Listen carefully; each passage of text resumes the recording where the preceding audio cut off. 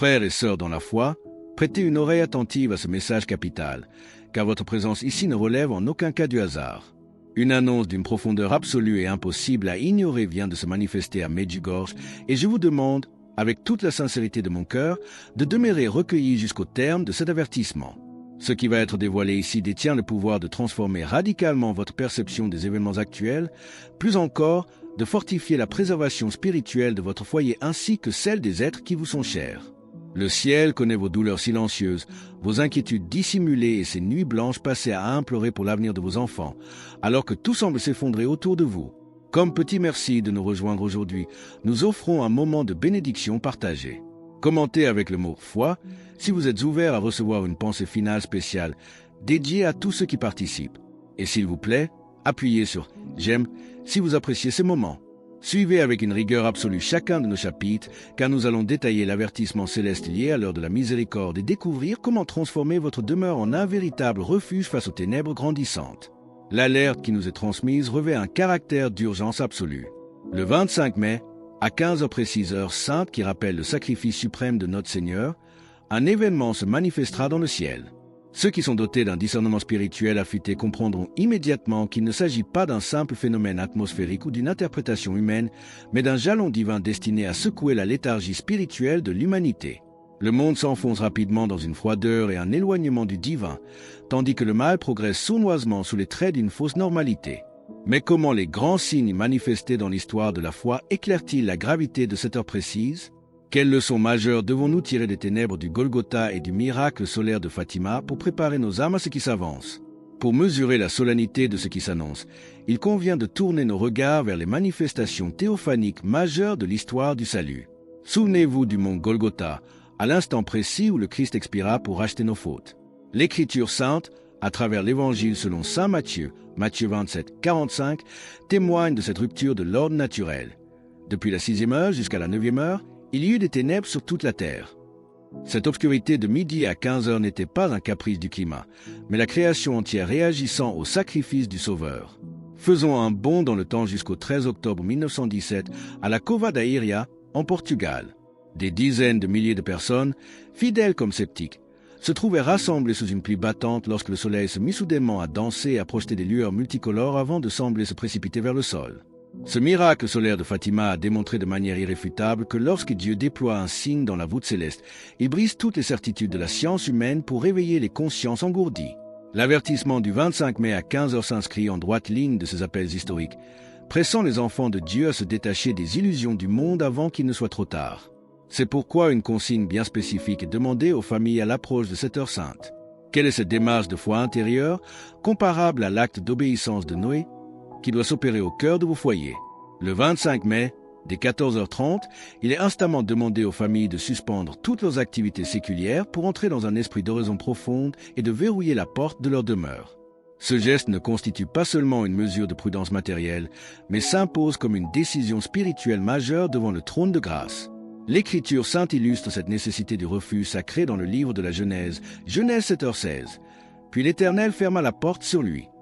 Tout comme Noé s'abrita dans l'arche avant le déchaînement des eaux, franchir le seuil et clore sa maison symbolise le choix de s'isoler des distractions et des offenses du monde. C'est une proclamation solennelle devant le ciel. Le choix délibéré de prémunir sa lignée, de placer sa confiance en Dieu et de demeurer inébranlable alors que la confusion tente d'envahir les esprits. Face à cette résolution, des voix s'élèveront sans doute autour de vous pour crier à l'exagération, tentant de vous persuader que l'oraison est vaine ou que les signes célestes sont dénués d'importance. L'adversaire de nos âmes use toujours de la distraction, du doute et du découragement pour étouffer les réveils intérieurs. Cependant, les larmes versées dans le secret de votre chambre ne sont jamais perdues ni oubliées par le ciel. Quelle promesse de consolation et de relèvement Notre-Dame apporte-t-elle à ceux qui portent de lourdes blessures secrètes et se croient oubliés dans ce combat? Notre-Dame jette un regard empreint d'une tendresse infinie sur les blessures que vous portez en silence, qu'il s'agisse de maladies, de déchirements familiaux ou de fardeaux financiers qui épuisent vos forces. Le ciel vous certifie qu'aucune supplication n'est vaine et qu'aucune nuit de larmes n'échappe à la vigilance divine. Le Seigneur permet parfois l'épreuve pour éprouver notre foi et nous rappeler que l'âme se perd et qu'elle s'éloigne de sa source. L'Écriture sainte vient sceller cette promesse de réconfort dans le livre des psaumes, psaume 126, 5. Ceux qui sèment avec l'âme moissonneront avec chant d'allégresse. Si vous ouvrez votre cœur pour recevoir cette consolation et restaurer l'espérance au sein de votre foyer, partagez Amen dans les commentaires ci-dessous. La Reine de la Paix élève sa voix maternelle pour nous arracher au sommeil spirituel qui enveloppe notre époque. Elle contemple avec douleur la prolifération du vice et le désarroi des foyers qui s'étiolent faute d'avoir placé le Christ au centre de leur existence. Le monde contemporain multiplie les voies d'accès faciles et les plaisirs éphémères, mais ces trajectoires ne débouchent que sur le vide, l'angoisse et la ruine de l'esprit. La piété n'est pas un motif d'opprobre ou de honte, mais le rempart des âmes fortes. Dès lors, comment briser concrètement l'indifférence qui anesthésie les consciences et purifier notre vie intérieure avant que le cœur ne se ferme définitivement à la grâce? Briser l'indifférence exige de retourner à la source des sacrements et de ne plus reporter le moment de notre réconciliation avec le Seigneur. Notre-Dame nous invite instamment à rejeter l'orgueil et à retrouver la simplicité de la foi, car l'endurcissement de la conscience subtilise à l'âme sa sensibilité aux choses du ciel. La parole divine nous montre le chemin du repentir et de la restauration dans le livre du prophète Ézéchiel, Ézéchiel 36, 26. « Je vous donnerai un cœur nouveau et je mettrai en vous un esprit nouveau. J'ôterai de votre corps le cœur de pierre et je vous donnerai un cœur de chair. » La tiédeur s'installe par degrés. On délaisse d'abord l'oraison, puis le silence intérieur, pour finir par oublier le besoin même de la présence divine. Pour faire échec à ce piège, la Mère de Dieu nous exhorte à persévérer dans la prière sincère, même lorsque nous nous sentons dénués de force. C'est dans le dépouillement et la reconnaissance de nos faiblesses que la grâce déploie sa puissance la plus haute. Un foyer qui refuse de laisser la foi s'éteindre devient une citadelle imprenable face aux assauts extérieurs. Mais alors que les vents de l'opinion cherchent à déraciner les croyants, comment maintenir notre regard fixé sur les vérités immuables de l'Évangile?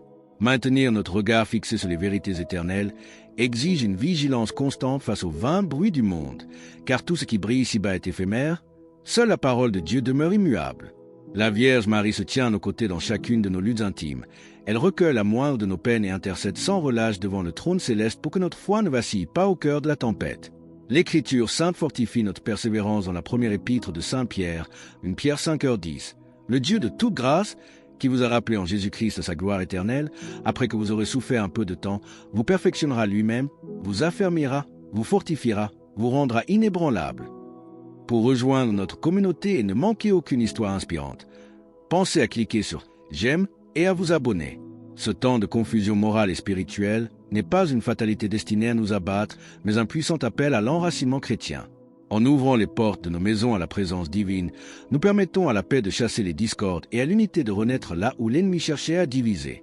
La Sainte Mère de Dieu nous appelle patiemment, avec la fidélité d'un amour qui ne renonce jamais, à rebâtir ce qui a été brisé et à purifier nos cœurs tant que dure l'heure de la miséricorde.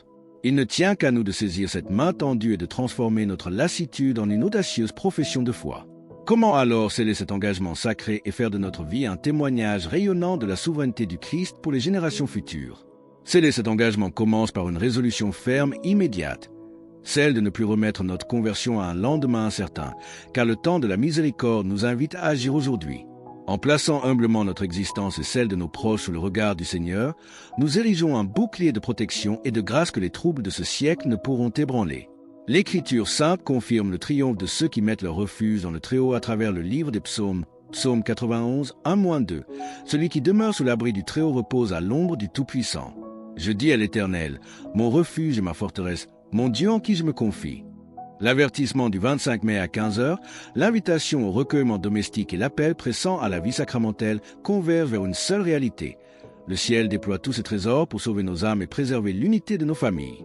La réponse qui transformera votre foyer en un havre inattaquable ne réside pas dans la peur, mais dans la confiance absolue et la prière persévérante. Saisissez cette heure de grâce, allumez la flamme de la foi dans vos maisons et devenez les témoins courageux dont le monde a cruellement besoin. Alors que nous achevons ce parcours prophétique sur les grands signes célestes et la sauvegarde spirituelle de nos demeures, unissons nos voix dans un acte d'allégeance solennelle. Commentez « Jésus est roi » ci-dessous pour manifester sa souveraineté absolue sur vos vies et vos familles.